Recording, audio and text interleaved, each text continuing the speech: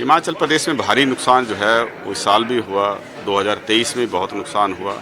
इस साल भी हमारा नुकसान अभी तक 4,000 करोड़ से ज़्यादा का हो चुका है। 350 के करीब जो है मौतें हो चुकी हैं।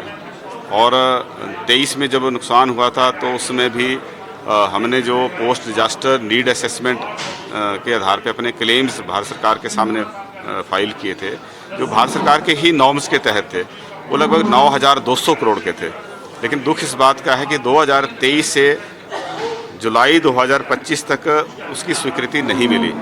अभी उसकी स्वीकृति मिली 1500 करोड़ की, वो भी 9200 करोड़ के मुकाबले 1500 करोड़ की मिली, और वो भी अभी तक पैसा हमें नहीं मिला है। तो ऐसे में जब नुकसान 2 साल पहले हुआ तो उसके लिए जो पोस्ट डिजास्टर हमने मेजर उठाने थे, जैसे कहीं पे अगर मान लिया लैंडस्लाइड हुआ है तो लैंडस्लाइड को जब तक हम स्टेबलाइज नहीं करते हैं तब तक उसका इम्पैक्ट जो है फिर फर्दर दूसरी बरसात में और बढ़ जाता है। तो एक तो हमें वो टाइमली मिलना चाहिए।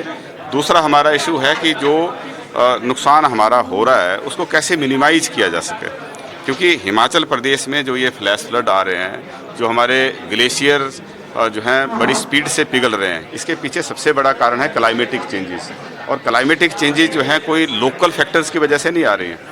जो हाई एमिशन इंडस्ट्री है, हमारे हाई एमिशन जो व्हीकल और ट्रैफिक की वजह से है, जो स्टेट्स या जो countries high carbon emission countries हैं, हिमाचल प्रदेश और बाकी जो हिल स्टेट्स हैं, वो कार्बन सिंक का काम करते हैं। तो हमें कहीं ना कहीं उसके लिए कंपनसेट किया जाना चाहिए। आज अगर वहाँ फ्लैश फ्लड आ रहे हैं तो लोकल लेवल पे जान माल का नुकसान हो रहा है, लेकिन हमारे जो डैम बने हैं उस डैम की वजह से एक शॉक एब्जॉर्बिंग का काम भी वो करते हैं, ताकि प्लेन में उसका नुकसान कम होता है। हिमाचल प्रदेश ने बहुत कुछ जो है अपने हिस्से की जिम्मेवारी देश के प्रति, पूरी मानवता के प्रति निभाई है। भाखड़ा बांध बना, हमारे हज़ारों लोग पौंग डैम और भाखड़ा बांध की वजह से विस्थापित हुए।